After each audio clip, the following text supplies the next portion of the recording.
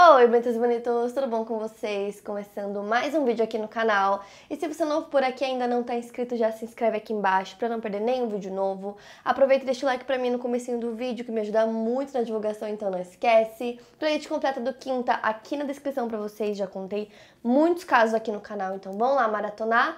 E também não esquece de me seguir nas redes sociais, que eu vou deixar aqui na tela, me acompanhem por lá. E agora bora começar o caso de hoje.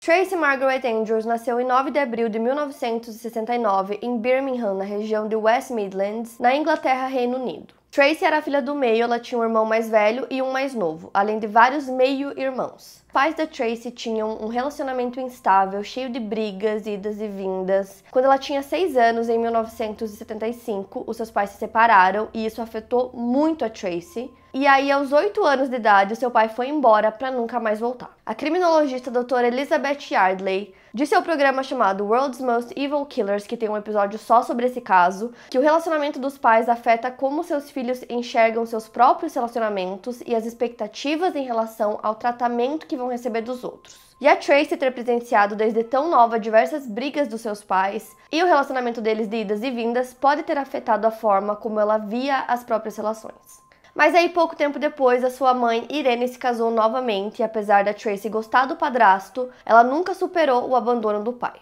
O psicólogo criminal Chris Carter diz que crianças sentem a necessidade de se sentirem amadas, queridas e especiais e elas precisam receber atenção e afeto, principalmente dos pais. Nesse caso, a separação dos pais da Tracy se refletiu em sua vida adulta. Ela sempre estava buscando por muita atenção masculina. Em 1986, ela se formou no colégio e poucos anos depois, aos 21 anos, ela deu à luz a sua primeira filha, chamada Carla. Mas o relacionamento dela com o pai da criança, chamado Andrew Tilson, não durou muito tempo, eles ficaram juntos por pouco menos de um ano. E a Tracy apresentava comportamentos possessivos nos relacionamentos dela, então ela não conseguia acreditar que a pessoa tinha uma vida sem ela. Então, ela tinha que estar incluída em tudo, a pessoa não podia sair sozinha, ter amigos sozinha, fazer nada sozinha. E quem conhecia ela sabia que ela era bem temperamental, então quando tiravam ela do sério, ela começava a gritar, ficava histérica e ela gritava tão alto que a rua toda ouvia. Em 1994, ela tinha 25 anos e ela estava morando em um flat em Alvechurch e ela trabalhava como garçonete de um pub, mas ela tinha o sonho de ser modelo. E a Tracy era muito bonita, ela era muito fotogênica, então ela sabia que tinha potencial, ela até chegou a fazer um álbum de fotos para tentar alguns trabalhos como modelo, mas ela acabou não conseguindo nenhum. E a Tracy também se vestia de forma muito provocativa, com o objetivo de atrair a atenção masculina, e era o tipo de atenção que ela também buscava atingir se ela conseguisse trabalhos como modelo. Em outubro do mesmo ano, ela conheceu o jovem Lee Raymond Harvey, nascido em 20 de setembro de 1971, no Ritz's Night Club em Birmingham. Ele tinha 23 anos e ela 25. Tiveram uma atração mútua quase que instantaneamente. O Lee na época morava com os pais, que se chamavam Roy e Maureen, e a casa deles era próxima da casa da Tracy. E assim como a Tracy, o Lee também tinha uma filha de um relacionamento anterior, era uma garota chamada Danielle. E ele sempre se deu muito bem com a família dele era extremamente unida e ele se dava muito bem, principalmente com a mãe e com a irmã.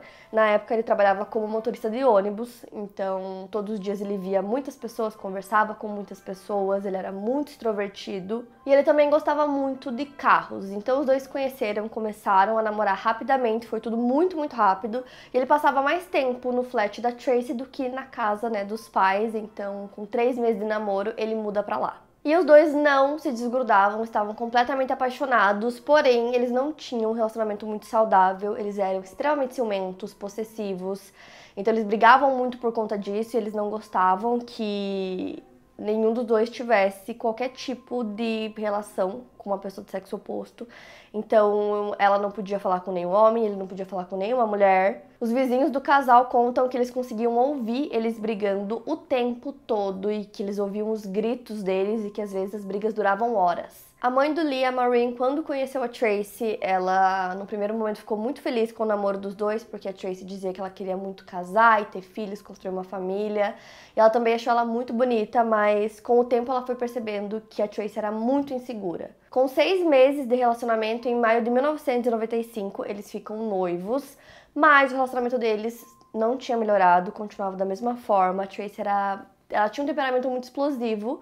E aí o Lee costumava revidar, então quando ela começava a brigar e gritar, ele fazia a mesma coisa. E isso foi desde o início do namoro deles. Uma coisa que ela fazia também nessas brigas é que às vezes ela expulsava ele de casa, ela fez isso várias vezes. Aí ela colocava todas as roupas dele dentro de sacos de lixo, jogava pela janela, mandava ele embora, trocava a fechadura, falava pra ele não voltar. Então ele ia pra casa dos pais, passava lá alguns dias, os dois acabavam se acertando e ele voltava a morar com ela. Então isso aconteceu algumas vezes. E geralmente essas brigas mais pesadas assim deles envolviam até violência física. A mãe do Lee disse que várias vezes que ele chegava lá, ele tava com hematomas, com machucados. Em uma dessas vezes, ele chegou com uma mordida no braço e aí a Tracy tinha mordido ele porque ela ficou com muito ciúme de ver ele conversando com outra mulher em um pub que eles estavam. Teve uma vez também que uma dessas crises de ciúme, ela bateu na cabeça dele com uma garrafa e deu 2 socos na cara dele. Em agosto de 96, eles já estavam há mais de 1 ano noivos, mas eles ainda não tinham se casado, não tinham planejado o casamento. E aí a Tracy anunciou que estava grávida. Uma semana depois, ela termina com ele novamente e manda ele sair de casa, então ele vai pra casa dos pais. Só que aí, pouco tempo depois, eles já reatam um relacionamento, só que dessa vez foi por um motivo diferente. A Tracy disse que ela tava fazendo compras e ela caiu, e essa queda acarretou em um aborto espontâneo, então ela tava muito mal. Ele tava muito preocupado com ela, então ele volta a morar com ela, eles, reatam o relacionamento. E ele fala pra ela que eles poderiam tentar ter outro bebê. E depois que isso aconteceu, a Tracy ficou extremamente devastada, ela estava muito triste. E aí, o Lee decidiu dar um presente pra ela se animar, pra ela ficar melhor, e ele dá uma cirurgia de silicone pra ela, então ela coloca a prótese de silicone 1 mês depois. E com isso ela ficou muito feliz, ficou muito confiante, e aí ela começou a usar roupas ainda mais decotadas pra mostrar, o silicone.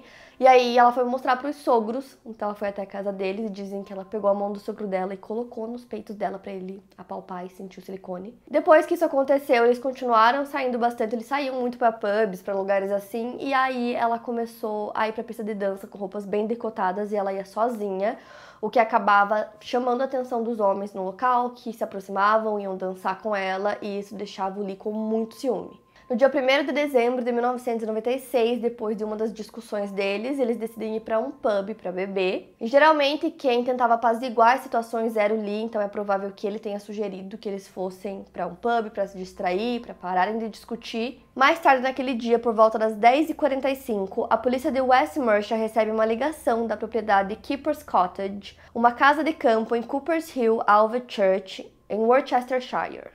O homem que ligou estava com a namorada na casa de campo da família dela e eles ouviram alguns barulhos que o alertaram. Ele saiu para fora da casa e viu uma cena horrível. Iluminada apenas pela luz de segurança, tinha uma mulher em pé, ensanguentada, e o corpo de um homem no chão. O homem já estava morto em cima de uma poça do seu próprio sangue. O homem então traz essa mulher para dentro da propriedade e chama a polícia e uma ambulância. A mulher era a Tracy, de 27 anos, e o homem morto no chão era o Lee, de 25. O caso foi passado diretamente para o detetive superintendente da polícia de West Mercia, Ian Johnston. E ele foi até o local e o carro do Lee era um Ford Escort branco que chamava a atenção. Ao conversar com a Tracy, que estava tremendo muito, ela relatou que os dois estavam em Marlborough Public House e saíram do local pouco tempo depois das 10 da noite para voltar para a casa da Tracy, que ficava entre 9 e 12 quilômetros do pub. E segundo ela, logo que eles saíram, o carro teria começado a perseguir os dois, e essa perseguição teria acontecido na rodovia A38 em direção à autoestrada M42. O carro dava sinal de luz para o Lee e o motorista começou a gritar. Segundo Tracy, haviam 2 homens dentro do carro e era um Ford escuro. Ela contou à polícia que em dado momento o carro os ultrapassou e parou no local onde eles foram encontrados, forçando o Lee a sair da estrada e também parar o carro. O motorista teria descido, o Lee também, e eles discutiram. A Tracy saiu do carro para ajudar o noivo e o motorista empurrou ela no chão. Logo, o passageiro do outro carro saiu e começou a esfaquear o Lee. A Tracy estava atordoada por conta da queda e não pôde ajudá-lo. Ela viu o noivo no chão e disse que tinha feito o curso de primeiros socorros e tentou estancar o sangramento. Em um primeiro momento, ela achou que o homem, que ela descreveu como sendo gordo e com olhos arregalados, estava dando socos no seu noivo e não facadas. Ela disse que o homem parecia estar bêbado ou drogado. Os 2 homens teriam fugido do local. Tracy conta que depois que ela percebeu que não conseguiria salvar o Lee, ela sentou, colocou a cabeça dele em seu colo, tentando confortá-lo para o momento em que ele partisse. Depois de colher o depoimento dela, ela foi encaminhada para o hospital porque ela estava com um corte no nariz e um hematoma no olho. Lee tinha diversos ferimentos de faca e sua artéria havia sido cortada. A polícia vai até a casa dos pais do Lee por volta das 3h20 da manhã do dia 2 para dar para eles a notícia da morte do seu filho. A Maureen disse que em um primeiro momento, ao ouvir o som do carro, ela achou que era o Lee voltando para casa depois de outra briga com a Tracy. O policial diz à família que o casal foi atacado, que o Lee estava morto e que a Tracy estava no hospital sem ferimentos graves.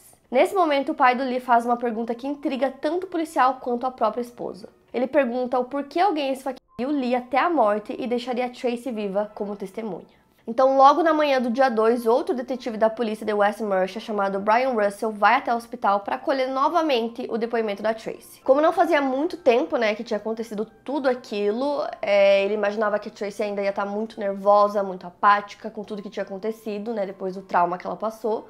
Mas, na verdade, ela estava super tranquila. E aí ela foi acrescentando mais alguns detalhes, pra história que ela já tinha contado sobre o que tinha acontecido. E ela disse que toda a perseguição dos carros durou cerca de 6 quilômetros e que o Lee estava tão nervoso que ele errou o caminho para o flat dela. Enquanto isso, a polícia tinha aberto um inquérito para investigar o caso. Eles também estavam pedindo ajuda dos jornais. Para a investigação, então, eles colocaram toda a descrição física que a Tracy tinha dado dos homens e também colocaram uma foto do carro do Lee para que, caso alguém tivesse visto o carro dele naquela noite, pudesse ajudar na investigação. Toda a cena do crime foi isolada e a polícia estava procurando pela arma do crime que não foi encontrada. E como a polícia não estava tendo nenhum avanço na investigação, eles decidem fazer uma coletiva de imprensa com a Tracy, Como eles tinham a testemunha-chave, que tinha visto tudo o que aconteceu. Eles acharam que era uma boa ideia fazer essa coletiva, porque quem sabe ela contando, ela respondendo perguntas, e pedindo ajuda das pessoas, quem sabe assim surgissem novas informações sobre o caso. O caso estava sendo altamente divulgado na mídia e estava ficando conhecido como Road Rage Murder, que segundo a Tracy, a morte do Lee foi causada por um ataque de raiva na estrada. A coletiva da imprensa foi marcada para o dia seguinte, então logo que tudo aconteceu, que foi na madrugada do dia 2, então a coletiva foi marcada para o dia 3, e antes da coletiva ela foi com um dos policiais para a estrada e refez todo o caminho, que aconteceu na perseguição, e conforme eles iam refazendo, ela ia contando tudo que tinha acontecido. Depois disso, eles vão para a coletiva e, segundo a mãe do Lee, a Tracy estava um pouco relutante em falar com o público, então eles perguntam se ela realmente queria fazer a coletiva, e ela responde que sim. E a mídia estava em peso nessa coletiva, tinham jornalistas de vários lugares do país, eles sabiam que seria uma grande história, então tinha muita gente lá. E a Tracy estava bem diferente das fotos que tinham sido divulgadas pela mídia, que eram as fotos dela, daquele álbum que ela fez como modelo. Então ela estava bem diferente, ela estava bem abatida, com os olhos bem vermelhos, parecia realmente muito triste, abatida mesmo, parecia uma vítima realmente. E aí, logo que a coletiva começou, ela parecia estar bem confortável, respondendo as perguntas e falando com as câmeras. Então ela contou tudo, o que tinha acontecido, toda a perseguição, e ela sempre falava com a cabeça baixa. E aí, quando ela começou a falar do assassino, ela ergueu a cabeça e ela parecia estar com muita raiva descrevendo o que ele tinha feito. E durante todo o tempo, ela segurava na mão da mãe do Lee. E aí ela começa a falar, se dirigindo diretamente ao assassino, e ela fala pra ele aparecer, que ele não teria problemas com a polícia. E aí os policiais acham muito estranho ela ter falado isso, porque obviamente essa pessoa teria problemas com a polícia, porque ele cometeu um assassinato e fugiu. Também teve um momento da entrevista em que ela se confunde com alguns horários, o que gerou alguns questionamentos. E a polícia estava na busca pelo veículo descrito por ela junto à Driver and Vehicle Licensing Agency, na esperança de conseguirem detalhes sobre o dono do carro. 24 horas depois da coletiva de imprensa, a polícia já havia recebido várias ligações de testemunhas e averiguou todas elas. Uma criança que morava na Coopers Hill relatou à polícia que havia ouvido uma briga naquela noite e teria escutado apenas duas vozes, uma masculina e uma feminina. No local do crime, os policiais encontraram pequenos pedaços metálicos. Um deles era uma pequena mola e o outro um pequeno elemento de um canivete suíço. Não havia nenhuma evidência na estrada que corroborasse com o que a Tracy disse a respeito do segundo carro ter trancado eles, fazendo com que eles tivessem que parar. Além disso, o carro do Lee parecia ter sido estacionado perfeitamente e propositalmente naquele local onde ele estava, então algumas inconsistências com a sua versão começaram a aparecer. O patologista forense Stuart Hamilton disse que o Lee recebeu 42 facadas, algo que não é rápido de se fazer. Sua artéria foi perfurada e provavelmente esse foi o golpe fatal, mas ele também tinha ferimentos nas costas, na lateral do corpo, no peito, no rosto. Além das feridas pela lâmina, haviam alguns furos no corpo do Lee. A polícia concluiu que a arma do crime havia sido um canivete suíço, que tem tanto uma lâmina de faca quanto uma lâmina que parecia uma tesoura, que poderia ter ocasionado esses furos. Segundo o Dr. Hamilton, 42 facadas são 42 movimentos com o braço, em que a pessoa tira a faca e acerta novamente. Em algum momento, o assassino teria cansado e poderia ter parado, mas decidiu continuar porque tantos movimentos repetidos cansam. Na cena do crime também foi encontrado um gorro e a Tracy disse que provavelmente o assassino tinha deixado cair porque ela não reconhecia o item. Ele foi enviado para o laboratório forense e submetido a testes de DNA. Haviam pelos de gato no gorro que pareciam ter sido cortados, eram pelos brancos. E a Tracy tinha um gato que tinha o pelo branco e preto, então a polícia decide pegar uma amostra do pelo do gato para comparar, com o DNA que eles encontraram no gorro. Fizeram essa comparação e foi compatível, era realmente do gato dela, então eles acreditavam que aquele gorro era na verdade do Lee. E além disso, eles também encontraram cerca de 80 a 100 fios de cabelo na mão do Lee, e esses fios haviam sido arrancados e eram fios de cabelo da Tracy. Então, eles perguntaram pra ela sobre isso e ela disse que acreditava que isso poderia ter acontecido no momento em que ele estava morrendo e que ela estava confortando ele, que ele poderia ter arrancado sem querer. Então, a polícia já estava começando a suspeitar dela, por algumas inconsistências, tanto nas evidências quanto na versão que ela contou e que as pessoas viram e ouviram. E eles começaram a acreditar que, na verdade, ele estava com tantos fios de cabelo dela na mão que tinham sido arrancados que provavelmente foi numa tentativa de defesa. Na manhã do dia 4, o detetive Brian decide ir visitar a Tracy para ver como ela estava e ela estava ficando na casa da mãe dela, então esse era um procedimento que fazia parte da investigação. Ele vai até lá e aí ela estava dentro do quarto dela, então ele bate na porta, ninguém atende. Ele decide entrar e ele encontra a Tracy inconsciente. Imediatamente ele chama uma ambulância. A Tracy tinha tentado tirar a própria vida por overdose de medicamentos, então ela foi internada.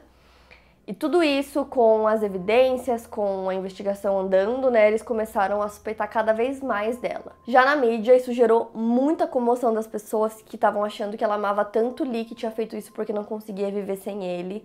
Então os pais do Lee vão até o hospital para visitar a Tracy, e aí ela estava bem atordoada por conta dos remédios, e ela teria segurado a mão da Maureen, da mãe do Lee, e pedido desculpas pelo que ela fez. Quando isso aconteceu, o pai do Lee quis, na mesma hora, comunicar à polícia o que ela tinha falado, porque pra ele meio que parecia uma confissão, mas a Maureen falou que era melhor ele não falar nada e era melhor eles não interferissem na investigação, que eles deixassem a polícia trabalhar. No mesmo dia, um homem liga pra polícia depois de reconhecer o carro do Lee que estava estampado nos jornais, e ele conta que naquele mesmo dia, no mesmo horário em que tudo aconteceu, ele estava com a namorada dele e que eles pararam o carro em um cruzamento. E com isso, eles viram o carro do Lee vindo na direção contrária deles, então eles viram claramente o carro vindo.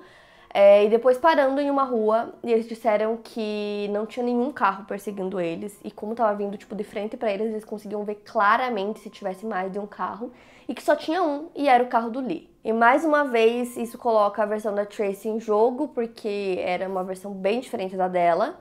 Então, eles questionam ela sobre isso e ela fala que provavelmente no momento em que o carro passou, eles não estavam prestando atenção, ou estavam distraídos e acabaram não vendo, mas que o carro estava lá. Só que aí teve também uma outra inconsistência. A blusa de lã laranja que ela estava utilizando naquela noite estava sendo analisada por especialistas forenses e haviam respingos de sangue na blusa. Era um padrão que não combinava com a versão dela de que ela chegou perto do Lee só depois que ele havia sido atingido pelo homem. Os especialistas explicaram que quando a artéria é perfurada, um jato de sangue é produzido pela proximidade da artéria com a superfície do corpo e pela força com que o coração está bombeando o sangue. Esse jato dura em torno de 60 segundos e respinga em quem estiver mais próximo. Se a Tracy realmente tivesse abraçado o Lee da forma que ela falou, o padrão de sangue em sua blusa não seria o de respingos. Aquele padrão era compatível com ela ter feito o movimento de perfuração da artéria carótida dele. Com essas inconsistências, a polícia apresentou o caso para a coroa, que concordou com eles, e na manhã do dia 7 de dezembro de 96, por volta das 11 horas da manhã, Tracy foi presa no hospital onde estava se recuperando.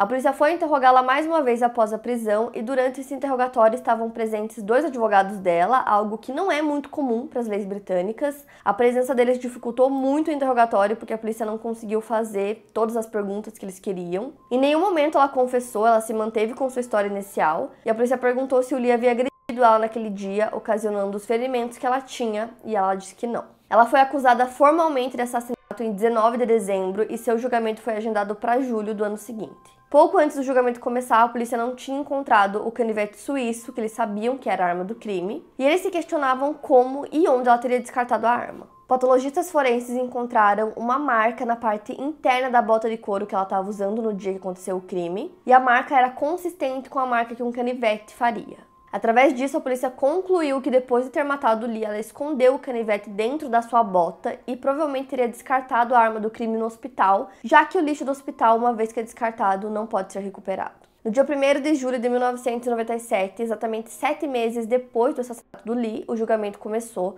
na Birmingham Crown Court. A teoria da promotoria é que eles teriam brigado muito, talvez por horas, que era uma coisa que eles costumavam fazer, e que eles tinham decidido ir para esse pub para acalmar os ânimos. E nesse pub, várias testemunhas viram o casal naquele dia e disseram que claramente eles estavam brigados, que eles não estavam nem conversando. Então era nítida a tensão entre os dois, e aí eles acreditam que depois que eles saíram do pub, eles tiveram talvez uma briga até maior, e que em um ataque de raiva, a Tracy cometeu o crime. Mas a Tracy manteve sua inocência, manteve a sua história e o caso já estava assim gigantesco, então tinha muita gente, muitos jornalistas todos os dias no tribunal e tudo que acontecia ia para os jornais, ia para a TV, então estava assim sendo coberto excessivamente pela mídia. O time de acusação foi liderado por David Krigman e ele sabia que eles tinham um caso muito forte porque além de todas as testemunhas que contradiziam a história da Tracy, eles também tinham todas as evidências forenses, incluindo aquela blusa de lã que ela estava usando no momento em que o crime aconteceu, que estava cheia de respingos de sangue, e o padrão do sangue contradizia completamente a versão dela. Segundo o patologista forense Stuart Hamilton, em muitos casos de esfaqueamento, principalmente do peito ou do abdômen, grande parte do sangramento é interno por conta do tamanho dos órgãos e da profundidade dos vasos sanguíneos. Mas a artéria carótida é muito próxima da superfície e quando ela é cortada, ela tende a produzir um jato de sangue por conta da pressão do coração e respinga nos objetos e pessoas que estiverem próximos no momento do corte. Nesse caso, nas roupas da Tracy. No dia 14 de julho, a Tracy deu o seu depoimento no julgamento, algo que deixou a equipe de acusação apreensiva porque ela era bastante habilidosa em convencer as pessoas do que ela queria. E no depoimento, que durou cerca de 5 horas, ela falou detalhadamente sobre os acontecimentos de forma calma. Durante o julgamento, ela também negou que os ferimentos que ela tinha, no rosto e tal, tinham sido ocasionados pelo Lee. Ela disse que não tinha sido e que eles já tinham brigado várias vezes e que nenhuma dessas brigas ocasionou em morte, que inclusive eles sempre acabavam voltando a ficar juntos. Teve uma coisa que ela também falou no tribunal que deixou todo mundo chocado, que foi em relação à gravidez dela. Então ela contou que em uma dessas brigas dela com o Lee, eles brigaram, ela expulsou ele de casa. E aí ela percebeu que ela seria uma mãe solo e ela não queria que isso acontecesse, então ela foi, realizou um aborto e falou pra todo mundo que tinha perdido o bebê.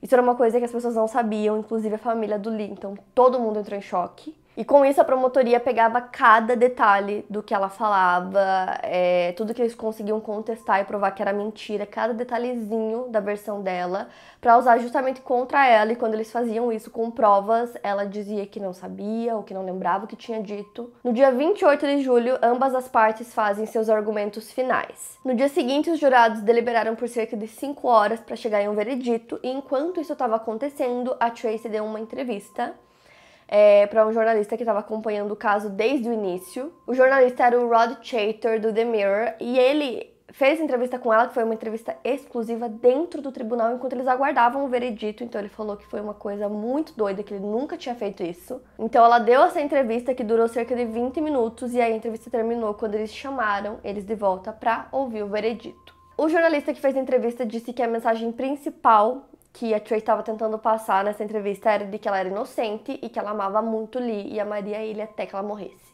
No dia 29 de julho, os jurados chegaram ao veredito de culpada. Ao ouvir o veredito, a Tracy não demonstrou nenhuma emoção. O juiz Justice Broccoli disse que ela era a única pessoa que sabia exatamente o que aconteceu naquela noite, mas que durante aquele julgamento eles foram apresentados a consequências horríveis do que ela havia feito e que não havia outra escolha a não ser sentenciá-la à prisão perpétua. O tempo mínimo que ela precisava cumprir era de 14 anos. Antes de ser levada, ela teve um breve tempo com sua família. No momento, ela começa a chorar, ela demonstra um certo medo do que estava por vir. Inicialmente, ela foi levada para a prisão de Bullwood Hall, em Essex. A criminologista a doutora Elizabeth Adley disse que acredita que a motivação para o crime tenha sido ela sentir que o Lee era a propriedade dela e que o relacionamento deles não tinha a ver com amor e sim com controle. E acabar com a vida de uma pessoa, você demonstra que você possui ela, e era isso que estava acontecendo. Logo depois de ser condenada, a Tracy entrou com um recurso, alegando a alta publicidade em torno do seu julgamento, dizendo que isso afetou negativamente, gerando erro judiciário